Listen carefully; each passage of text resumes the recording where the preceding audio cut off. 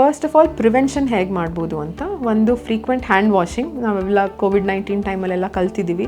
So ಫ್ರೀಕ್ವೆಂಟಾಗಿ hand wash ಮಾಡುವಂಥದ್ದು. ಕೆಮ್ಮು ಶೀತ ಬಂತು ಅಂತ ಅಂದರೆ ಸ್ವಲ್ಪ ಕವರ್ ಮಾಡಿಕೊಂಡು ಇದು ಮಾಡೋದು.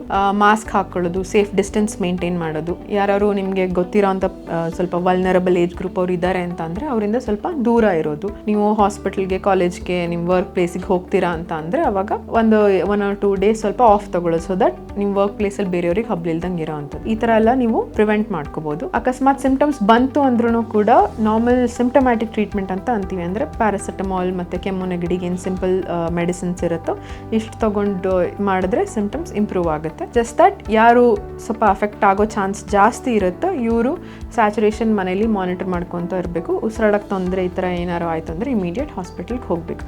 ಸೊ ಸದ್ಯಕ್ಕೆ ಪ್ಯಾನಿಕ್ ಆಗೋ ನೆಸೆಸಿಟಿ ಅಂತೂ ಏನೂ ಇಲ್ಲ.